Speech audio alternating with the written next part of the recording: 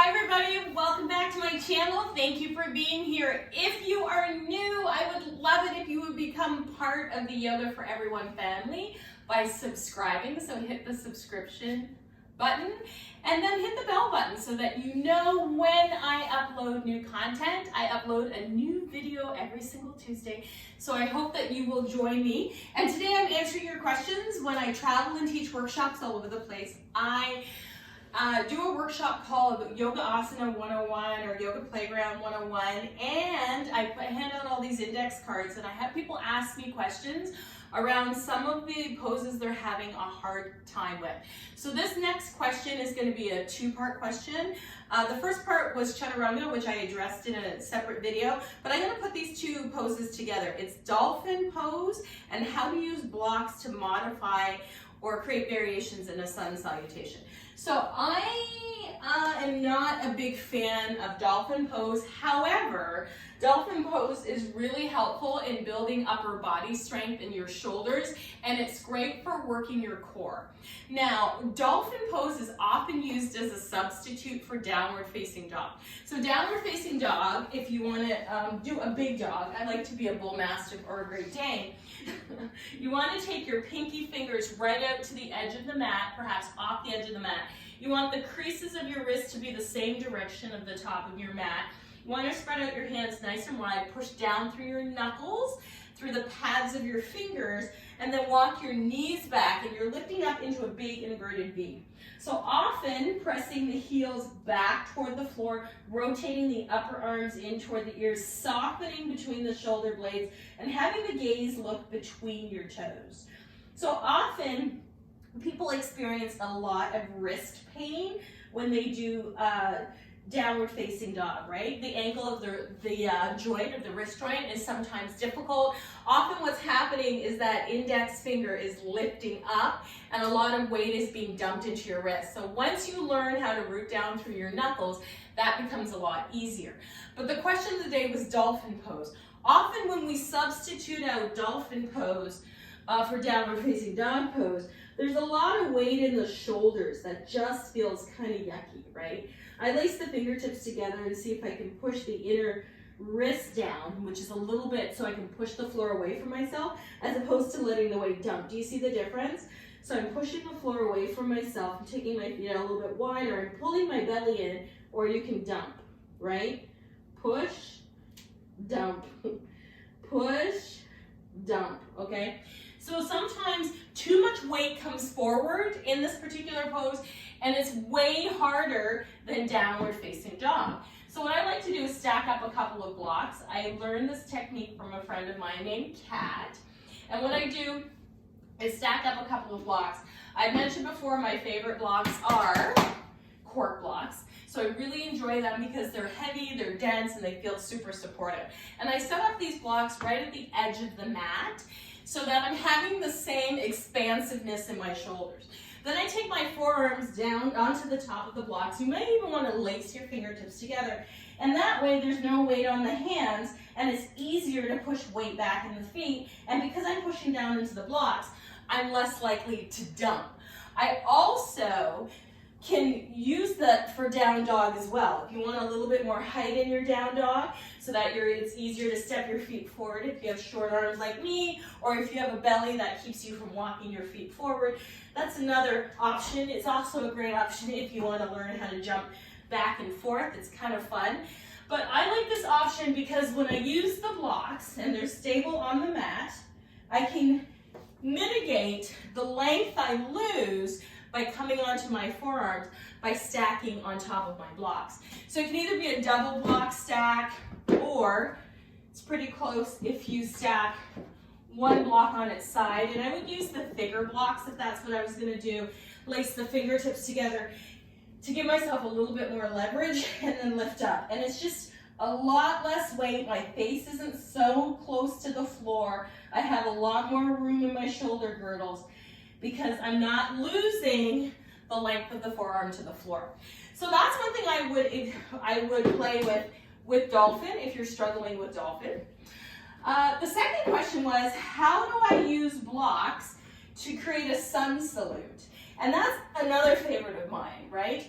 is to use blocks during a sun salute. If you go to my Facebook page, I have a super old video up where I did an entire vinyasa with blocks, and I'll show you a little one here if you want to try it out. So I like to flip my blocks around on all kinds of different, heights, just to play with the different heights of how the blocks are working. So the blocks are on their highest setting here, especially helpful if you have a tight low back or tight hamstrings, and when you fold forward, your hands don't quite make it to the floor. So we elevate the floor to ourselves. So we're gonna inhale, reach the arms high to the sky. We'll get started. Exhale, bend at the knees, bring the hands to your blocks. Now, if this feels really high for you, you can always flip the blocks to their second setting, releasing the crown of the head toward the floor. And then on the inhale, lift the gaze forward, push weight back through the heels. On the exhale, I'm going to use the blocks on either side of my feet and step all the way back into a lunge pose. So you have the option to either stay high on the knee or lower the knee down. I'm just going to go ahead and lower the knee down. Then we can inhale, sweep the arms high to the sky, look up. Exhale, bring your hands back to your blocks.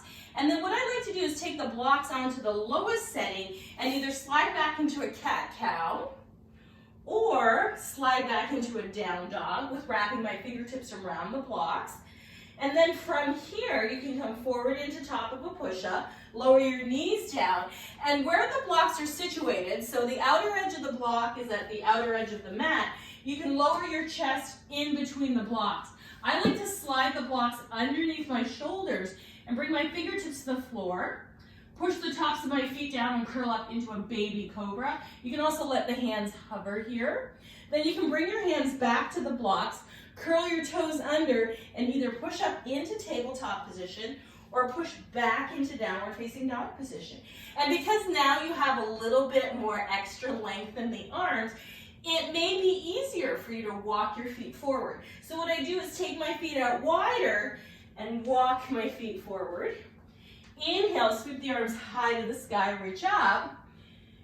Exhale, we'll do the second side, bending at the knees, folding generously, fingertips to the floor. Inhale, half lift. Exhale, fold. Now I'm going to flip my blocks on a slightly higher setting just to play around here a little bit. So how do I figure out how to do these things? I think, how can I work this block? So now we did a low lunge this time, so we're stepping back into a high lunge this time. So now you can slide your blocks up to the higher setting, making sure that the block is really framing that front foot. You can look forward, stay here with hands on the block, or if you're feeling like you're stable, you can push down through your back leg and bring your hands to heart center. Perhaps take a high lunge here. Okay. From here, I would flip my blocks to my lowest setting and press back into downward facing dog. And remember, you're making your own sun salute here. So you can do more traditional sun A or sun B, or you can do your version of sun A or sun B, or you can do your whole class on the block. So now I'm coming forward into plank pose. I'm lowering down. The outer edge of the block is aligned with the outer edge of the mat. I'm shifting forward. I'm letting the blocks support underneath my shoulders. So I just kind of hug them in a little bit as I bring my hands to the floor. So you can see that my shoulder is resting on the block. So now I curl my shoulders back and I pop my hands up and let them hover. Baby cobra. If I wanted to do more, I come up onto my fingertips, squeeze between my shoulder blades, and do a little bit of a bigger cobra.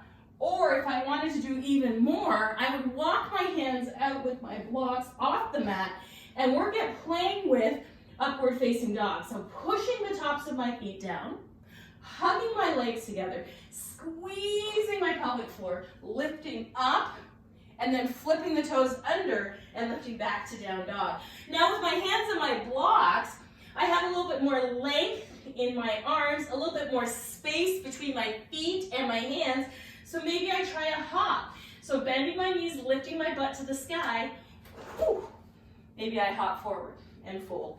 Inhale, reach all the way up to standing.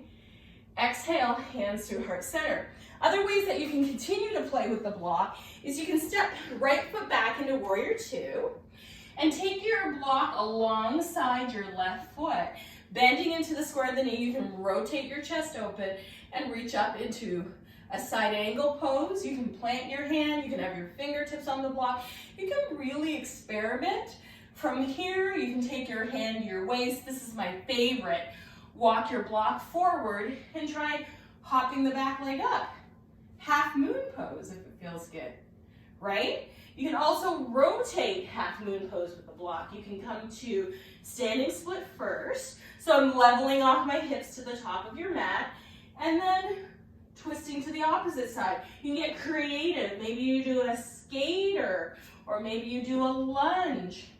So it's really fun to work with blocks, right? Walk them around. Play with how many ways, I'm just trying to give you some ideas here, that you can move with these blocks, right? Ways that can feel good, ways that can empower yourself or your students with a little extra stability, a little extra resistance, more height, more awareness. It just, I don't know, it's one of my favorite props to have. I feel like it's versatile. If you get the cork ones, they're easier to travel with because they're lighter. But there's a good way to play with blocks. I also love this. I recently bought this at Sun and Moon Yoga. It's made by, just in case you want to buy this, you probably can look it up on Amazon. I can't tell if this is an O or an A. A-N-A-D-E-O. Ananado Zafu. It's made in the US, and I find that this is a great meditation cushion. It also will substitute as a block in a pinch, right? It will do all the things your block will do, and it's easier to travel with. So this is how I like to use blocks and props in my own yoga practice. I would love to see how you use blocks, props, the wall, anything in your yoga practice. So please comment below. Let me know what you thought of this video. Let me know how you use props. Let me know if you learned anything new or if you have some ideas on how to use props. And I would love it if you would share a picture with me of how you move through your practice with your props. Thank you so much for joining me today. Thank you so much for being here. Don't forget to subscribe, like, share. I would love to hear from you. And I will see you in the next video.